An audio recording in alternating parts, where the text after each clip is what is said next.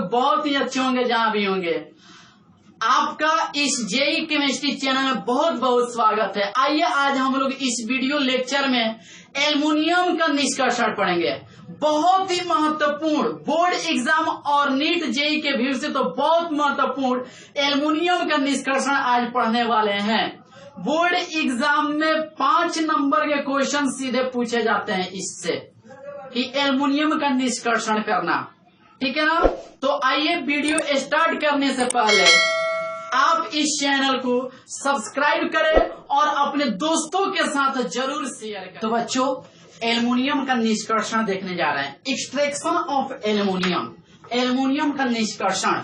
ध्यान रहे एल्युमिनियम का निष्कर्षण हम लोग देखने जा रहे हैं। और एल्युमिनियम का मुख्य अयस्क बॉक्साइड होता है। मुख्य अयस्क क्या होता है? बॉक्साइड होता है। Al2O3 2H2O या कहीं कहीं लिखा जाता है Al2O3 NH2O या XH2O। क्लियर ना, ये बॉक्साइड है, यही बॉक्साइट है। क्लियर ना।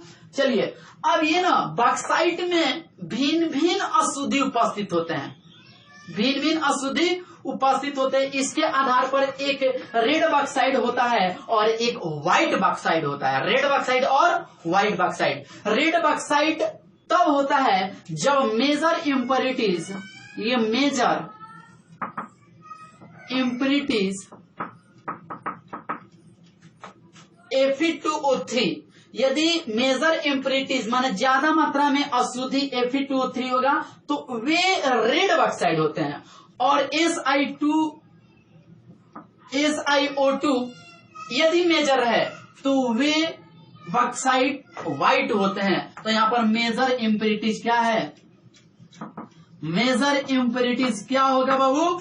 SiO2, ठीक है ना। तो व्हाइट होगा। और मेजर Fe2O3 अशुद्धि रहे तो रेड बॉक्साइड होगा। और ये भी इम्प्योरिटीज होते हैं लेकिन माइनर माने कम, माइनर इम्प्योरिटीज होते हैं, माइनर इम्प्योरिटीज होते हैं। यहाँ पर ये भी क्या होंगे? माइनर होंगे, माइनर इम्प्योरिटीज। क्लियर ना। तो ये रेड बॉक्साइड और ये व्हाइट बॉक्साइड कैसे होता है आप समझ गए। अब देखिए, अब ये जो अयस्क हमारे पास है इसका पहला स्टेप होता है सांद्रण की प्रोसेस। तो कंसंट्रेशन कराते हैं, सांद्रण। और सांद्रण इसका हम लोग भिन्न भिन्न प्रोसेस से करा सकते हैं, लेकिन यहां पर भी कंडीशन है कि हम बेयर्स प्रोसेस कब इस्तेमाल करेंगे, सरफिक्स प्रोसेस कब यूज करेंगे और हॉल प्रोसेस कब यूज करेंगे। यदि इम्प्योरिटीज के रूप में हम आपको ट्रिक बताए हैं, ठीक है ना, कि बेकार फेंको माने बेयर प्रोसेस से तब यूज करते हैं सांद्रण के लिए जब अशुद्धि Fe2O3 रहे तब। क्लियर ना। नेक्स्ट है सरफेक्स प्रोसेस।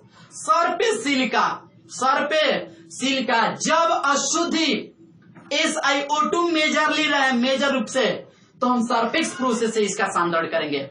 उसी तरह से हॉल प्रोसेस है मेरे भाई। हॉल प्रोसेस तब इस्तेमाल किया जाता है जब मेजर इम्प्योरिटीज का अनुपात सिलिका और Fe2O3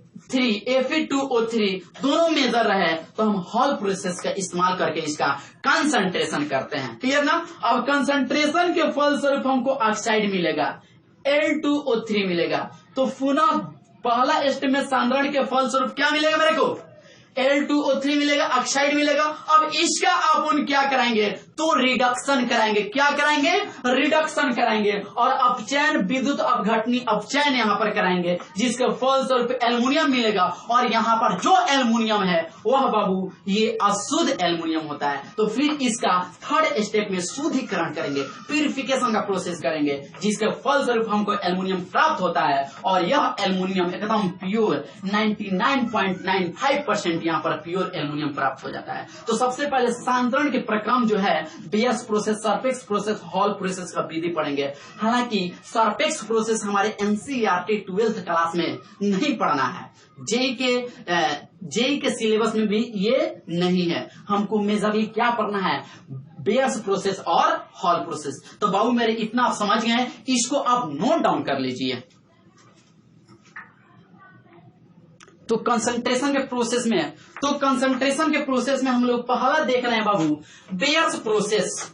बेयर्स प्रोसेस में बेसिकली क्या किया जाता है ना, जो अब बेयर्स प्रोसेस में ये हमारे पास एल्यूमिना है, क्या है, एल्यूमिना है। इसमें हम लोग NaOH को मिलाते हैं, लिक्विड फॉर्म होता है बिलियन, NaOH के बिलियन को मिलाते हैं, तो यहां पर ये घुल जाता है, ये घुल जाता है और Fe2O3 सॉलिड के रूप में नीचे बैठ जाता है। जो इम्प्रिटीज Fe2O3 होती है वे सॉलिड फॉर्म में अलग हो जाती है और ये बिलियन अलग हो जाती है। अब इसका क्या करते हैं, ये सॉल्यूशन का CO2 गैस पास कराते हैं और पानी की मात्रा डाइल्यूशन करते हैं, ठीक है ना, पानी मिलाते हैं इसमें। तो जब इसका डाइल्यूशन कराया जाता है विथ CO2, तो यहां पर सोडियम और ये कॉम्बिनेशन करके सोडियम कार्बोनेट अलग हो जाता है और ये एल्युमिनियम हाइड्रोक्साइड का व्हाइट पीपीटी नीचे बैठ जाता है और ये सोल्यूशन में ही रह जाता है, सोल्यूबल होता है।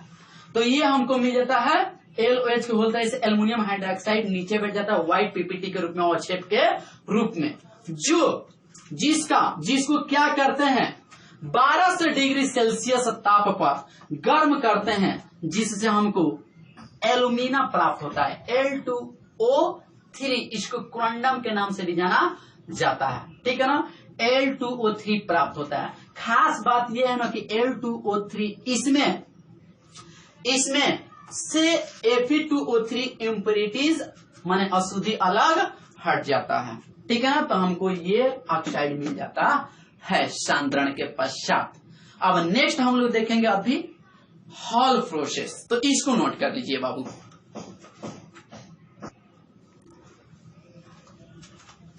तो नेक्स्ट सांद्रण का प्रोसेस है, कंसंट्रेशन का प्रोसेस है हॉल प्रोसेस। हॉल प्रोसेस में यही बॉक्साइट को लेते हैं, एल्यूमिना को लेते हैं, कोरंडम को लेते हैं, जिसमें इम्प्यूरिटीज क्या है Fe2O3, इसको अलग करना है, ठीक है ना, कंसंट्रेशन करके। तो क्या करते हैं, सोडियम कार्बोनेट के साथ प्रतिक्रिया कराते हैं और इसको गर्म करते हैं, दैट मीन्स गलित करते हैं, पिघलाते हैं, जिसके फलस्वरूप यहाँ पर NaLO2 मिलता है, जो सॉल्युबल होता है, जो क्या होता है, घुलनशील होता है, घुलने योग्य होता है, ठीक है ना। और इसके साथ साथ ये लिक्विड अलग हो जाता है और ये Fe2O3 जो इसमें होता है ये सॉलिड के रूप में अलग हो जाता है और CO2 गैस इससे अलग निकल जाता है। देखिए इसको गला रहे हैं हम लोग, क्या कर रहे हैं, गलित कर रहे हैं, मेल्ट कर रहे हैं। तो यहाँ पर एल्युमिनियम के कंपाउंड जो मिले हैं, इसका मेल्टिंग पॉइंट आयरन के ऑक्साइड से क्या होता है, कम होता है, जिसकी वजह से ये गल के अलग हो जाता है, पिघल के अलग हो जाता है और ये सॉलिड फॉर्म में अलग हो जाता है। अब इसको क्या करते हैं, लेकर के CO2 गैस के साथ प्रतिक्रिया कराकर इसको डाइल्यूशन करते हैं, डाइल्यूट करते हैं, क्या करते हैं, डाइल्यूट करते हैं। तो यहां से निकल जाता है बाबू Na2CO3 बाहर निकल जाता है, ठीक है ना, सॉलिड के फॉर्म में, और सॉरी ये व्हाइट पीपीटी के रूप में नीचे बैठ जाता है और ये सोल्यूबल होता है जो अलग हो जाता है। अब इसको फिर हम लोग देखें, अभी बेयर्स प्रोसेस में इतना हमको मिला था, इसको लेकर के हम लोग 1200 डिग्री सेल्सियस पर गर्म करके एल्यूमिना प्राप्त कर लिए, L2O3 शुद्ध ऑक्साइड प्राप्त कर लिए और पानी को अलग कर लिया, ठीक है ना। तो बेयर्स प्रोसेस में मेरे भाई L2O3 मिला था, प्योर L2O3 एल्यूमिना, और हॉल्स प्रोसेस में भी क्या मिल गया मेरे को, L2O3। नेक्स्ट है सरफेक्स प्रोसेस, जो हमारे NCERT चैप्टर में नहीं है, फिर भी उसको देख लेते हैं, लेकिन एग्जाम में पूछेगा ना तो सांद्रण हॉल प्रोसेस या बेयर्स प्रोसेस से हम लोग कर लेंगे। बेयर्स प्रोसेस चाहे हॉल्स प्रोसेस, कहीं बेयर्स प्रोसेस कर दे तो बेयर्स प्रोसेस से कर देंगे काम, यदि हॉल्स प्रोसेस कहे तो हॉल्स प्रोसेस। एग्जाम में कुछ भी नहीं कहे तो आप बेयर्स या हॉल्स दोनों में कोई लगा करके आप लोग आगे बढ़ा सकते हैं। तो इसको नोट करिए। तो बच्चों ये कंसंट्रेशन का थर्ड प्रोसेस है सरफेक्स प्रोसेस। बहुत ही आसान है कंसंट्रेशन टर्म ये। सरफेक्स प्रोसेस में बॉक्साइट होता है और इसमें इम्प्यूरिटीज अशुद्धि सिलिका होती है, इसलिए सरफेक्स प्रोसेस से इसका सांद्रण करते हैं, क्या करते हैं बॉक्साइड में, इस इम्प्योरिटीज में कार्बन का पाउडर लेते हैं, चूर्ण लेते हैं और ड्राई N2 गैस को पास कराते हैं 1800 डिग्री सेल्सियस पर ताप पर। तो क्या होता है, यहां से सिलिकॉन Si अलग हो जाता है, कार्बन मोनोऑक्साइड अलग उड़ जाता है और लास्टली बच जाता है, अलग हो जाता है एल्युमिनियम नाइट्राइड AlN, जिसको ले करके हम NaOH विलयन डाइल्यूट NH दोनों NaOH के साथ अभिक्रिया कराते हैं, जिससे हमको सोडियम एल्युमिनियम ऑक्साइड मिलता है और NH3 गैस ऊपर निकल जाता है। ठीक है ना। सोडियम एल्युमिनियम ऑक्साइड को लेकर के CO2 गैस, ठीक है ना, CO2 गैस से प्रतिक्रिया कराते हैं और इस साथ में H2O भी होता है। तो जाहिर सी बात है Na2CO3 बाहर निकल जाएगा पानी के साथ, Na2CO3 ये सोल्यूबल हो जाएगा और हमको मिलेगा ये व्हाइट पीपीटी के रूप में एल्युमिनियम हाइड्रोक्साइड, जिसको 1200 डिग्री सेल्सियस पर गर्म करते हैं तो वाटर अलग हो जाता है और प्योर शुद्ध एल्यूमिना Al2O3 अलग हो जाता है। तो सांद्रण प्रोसेस में हम लोग तीनों प्रोसेस में, बेयर्स प्रोसेस, हॉल्स प्रोसेस और सरफेक्स प्रोसेस में, इसके फलस्वरूप, सांद्रण के फलस्वरूप मेरे को क्या मिला है, प्योर एल्यूमिना मिला है, प्योर एल्यूमिना। अब इसको लेकर के हम लोग रिडक्शन करेंगे, क्या कराएंगे, रिडक्शन कराएंगे। तो भाई मेरे इसको आप कॉपी में नोट कर लीजिए। नेक्स्ट देखते हैं हम लोग रिडक्शन, अपचयन, विद्युत अपघटनी अपचयन, ठीक है ना, नोट करो। तो बाबू कंसंट्रेशन के बाद हम लोग अब अपचयन देखेंगे, रिडक्शन देखेंगे। रिडक्शन तो विद्युत अपघटनी अपचयन रिडक्शन, जिसको हॉल हलार्ट प्रोसेस के नाम से भी जाना जाता है, बहुत ही फेमस अपचयन का ये प्रोसेस होता है, हॉल हलार्ट प्रोसेस, बहुत महत्वपूर्ण है, ध्यान दीजिएगा। इसमें क्या करते हैं ना, इलेक्ट्रोलाइटिक टैंक लेते हैं, इलेक्ट्रोलाइटिक सेल लेते हैं, ठीक है ना। ये जो कंटेनर जो बना होता है ना, ये आयरन का टैंक होता है। किसका टैंक होता है, तो आयरन का टैंक होता है, जिसके आंतरिक परत को हम लोग कार्बन से लाइनिंग कर देते हैं, माने लेप लगा देते हैं। ये लेप लगा दिया गया है कार्बन का, जो कैथोड की तरह कार्य करे, कार्बन लाइनिंग एज कैथोड, जो किस तरह से क्या करेगा, कार्य करेगा। क्लियर ना, निगेटिव चार्ज। और ये जो रड डुबाया गया है इस सॉल्यूशन में, इसमें इलेक्ट्रोलाइट में, ये ग्रेफाइट होता है जो एनोड का होता है, कैथोड एनोड की तरह कार्य करता है ये। क्लियर ना। अब इसमें जो विद्युत अपघट्य लेते हैं, विद्युत अपघट्य जो लेते हैं बाबू, वह mixture of Al2O3 alumina, pure alumina, fluorspar, इसको क्या कहते हैं, फ्लोरएस्पार CaF2 तथा क्रायोलाइट Na3LF6 का मिक्सचर होता है। इसमें फ्लोरएस्पार क्रायोलाइट का काम यही है कि एल्युमिनियम का मेल्टिंग पॉइंट 2050 डिग्री सेल्सियस के आसपास होता है एल्युमिना का। क्लियर ना। तो उतना टेम्परेचर तो काफी ज्यादा हो गया, इसके टेम्परेचर को घटाने के लिए क्रायोलाइट और इसको मिक्स करते हैं और ये फ्लोरएस्पार ये करंट को फास्ट करता है।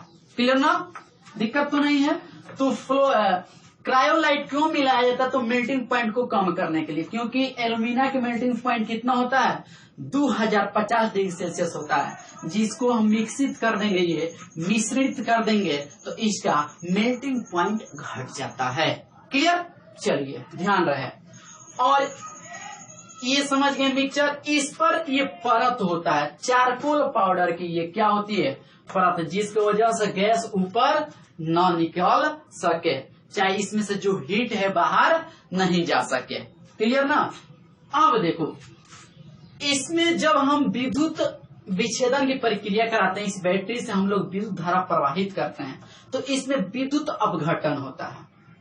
क्या होता है, विद्युत विच्छेदन की प्रक्रिया होती है, जिसके वजह से Al2O3 ब्रेक होता है एल्युमिनियम 3+ में, ऑक्सीजन 2- में।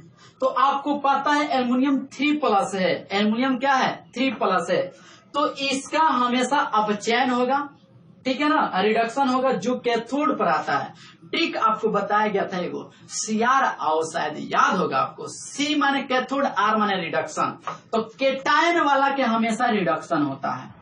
तो 6 2 एल्युमिनियम में 3+ है, 6 इलेक्ट्रॉन ग्रहण करेगा तो एल्युमिनियम में जाएगा जो 8 कैथोड पर होगा। कहाँ होगा? कैथोड पर। ऑक्सीजन 3 दूना 6 इलेक्ट्रॉन लूज करेगा, हटाएगा निगेटिव चार्ज, माने ऑक्सीडेशन, ऑक्सीकरण होगा 3/2 O2 जो एनोड पर मुक्त होगा। क्लियर ना? तो यहां से जब एल्युमिनियम कैथोड पर जाएगा तो नीचे आके यही ना कैथोड, कार्बन का जो लेप है कैथोड के तरह कार्य कर रहा है ना, तो इसी पर आके ये पिघल के जाएगा इधर, ठीक है ना, पिघल के यहाँ आ जाएगा, पिघल के यहाँ आ गया। अब पिघल के ये पिघल जाएगा और पिघल के इधर के तरफ इस आउटलेट फॉर मोल्टेन एल्युमिनियम, यहाँ से एल्युमिनियम एकदम प्योर एल्युमिनियम क्या हो जाता है? बाहर निकल जाता है। क्या हो जाता है?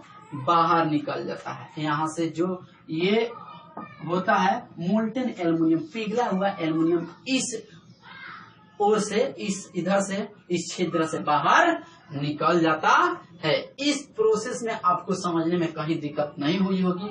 इसका स्टेटमेंट जो महत्वपूर्ण पॉइंट्स है हम अभी लिख दे रहे हैं, आप कॉपी में लिख लीजिएगा। ध्यान रहे आप वीडियो को मतलब स्किप नहीं करें, पूरा वीडियो को 1-2 बार देखें ताकि वीडियो देखते देखते आपको याद हो जाए, ठीक है ना। आखिर तो घर पर कोई काम होगा नहीं लॉकडाउन में, तो आप लोग कृपया करके ईमानदारी से मेहनत करिए।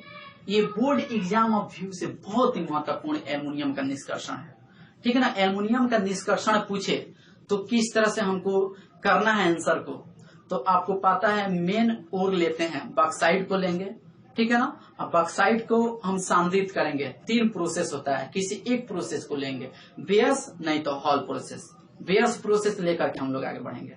3 को आपको बताया गया, लेकिन किसी एक को बोर्ड एग्जाम में लेकर के चलना है। किसको लेंगे हम लोग? तो बेयस प्रोसेस को लेंगे, ठीक है ना। बेयस प्रोसेस को लेंगे, उसके बाद कहाँ आएंगे? सांद्रण हो गया तो अपचयन उसका कराएंगे, ठीक है ना। तो अपचयन कराएंगे इस ये वाला, मतलब ये वाला हमको टेक्निक अपनाना पड़ेगा, क्लियर ना। इस प्रोसेस से हमको गुजरना पड़ेगा, जिसके फलस्वरूप हमको क्या मिलेगा? Molten aluminium. ये भी 100% प्योर नहीं होता है, बेसिकली कहने का तो 99% इसको कहा जा सकता है कि क्या है? प्योर है, लेकिन फिर भी इसमें कुछ मात्रा में इम्प्योरिटीज होती है, जिसका हम लोग क्या देखेंगे? अभी शुद्धिकरण देखेंगे। तो कृपया करके आप लोग इसको साफ सुथरा कॉपी में नोट कर लीजिए।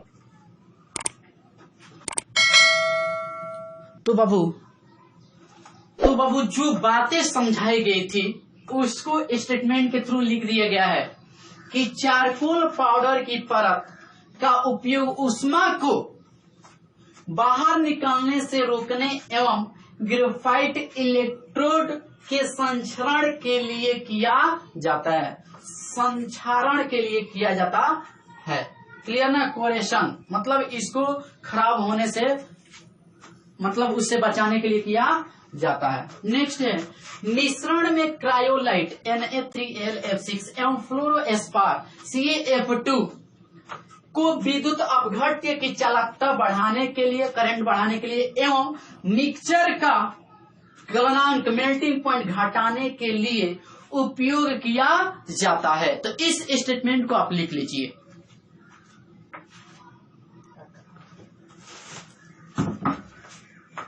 तो नेक्स्ट बाबू लास्ट स्टेप है प्यूरिफिकेशन, विद्युत परिशोधन, इलेक्ट्रो रिफाइनिंग। ये फेमस है हुप्स प्रोसेस के नाम से, हुप्स मेथड के नाम से, बहुत ही फेमस है ये, क्लियर ना। तो क्या किया था? कुछ वैसा ही जिस तरह से हम लोग अपचयन कराए थे ना हॉलार्ड प्रोसेस के द्वारा, कुछ वैसा ही आयरन का टैंक होता है, ठीक है ना। और इस आयरन के टैंक में विभिन्न प्रकार की परतें होती है, इनका डेंसिटी विभिन्न होने के कारण इसमें ग्रेफाइट का ही रड डाला जाता है और इसके ये जो परत होता है ये कार्बन का होता है। अब यहाँ पर डिफरेंट है, अब कार्बन वाला एनोड हो जाता है और ये वाला ग्रेफाइट वाला कैथोड हो जाता है। यही डिफरेंट है, यही क्या है डिफरेंट, मेन डिफरेंट यही है, ठीक है ना। तो इसमें इम्प्योर यहां से अशुद्ध एल्युमिनियम को डालते हैं और इसमें मिक्सचर मिलाते हैं BaF2 और क्रायोलाइट का, ठीक है ना। तो इसका और इम्प्योर एल्युमिनियम का डेंसिटी डिफरेंट होता है, इसका डेंसिटी ज्यादा होता है इसलिए नीचे है और इसका कम होता है इसलिए कहाँ है, ये ऊपर है। जब यहाँ पर बैटरी को जोड़ते हैं, इलेक्ट्रिसिटी को पास कराते हैं तो इलेक्ट्रोलाइसिस विद्युत विच्छेदन की प्रक्रिया स्टार्ट हो जाती है, जिसके फलस्वरूप ये अपने आयन में विघटित हो जाते हैं और ये अपने आयन में विघटित हो जाते हैं। तो ये ग्रेफाइट कैथोड निगेटिव है, यहाँ पर ध्यान रहे, ठीक है ना। तो जाहिर सी बात है एल्युमिनियम कहाँ चला जाएगा, ऊपर चला जाएगा। एल्युमिनियम कहाँ खींचा जाएगा, ऊपर खींचा जाएगा, केवल यहाँ पर एल्युमिनियम आ जाएगा क्योंकि इसका डेंसिटी इन दोनों के तुलना में क्या होता है, कम होता है, इसलिए एल्युमिनियम ऊपर आ जाता है और ऊपर पिघल के ऊपर आ जाएगा। तो यहाँ से प्योर एल्युमिनियम पिघल के यहाँ पर पिघल के बह के इधर आ जाता है, इसमें अलग कर लेते हैं। जो शुद्ध एल्युमिनियम एकदम प्योर एल्युमिनियम प्राप्त हो जाता है, 99.9% एल्युमिनियम हमको प्राप्त हो जाता है। तो इसके बारे में नीचे लिखा गया है छोटू, यहाँ पर 3 अघुलनशील परतें उपस्थित होती है। क्यों 3 को परत बन जाता है, तो अभी आपको समझाएं, डेंसिटी के कारण, घनत्व भिन्न होने के कारण। नेक्स्ट पॉइंट लिखा गया है BaF2 घनत्व बढ़ाने के लिए इसमें मिक्स किया जाता है, बढ़ाने के लिए किया जाता है, क्लियर। तो अब देखिए क्या हुआ, हम लोग देख लेते हैं इसका रिएक्शन इन्वॉल्व जो हो रहा है।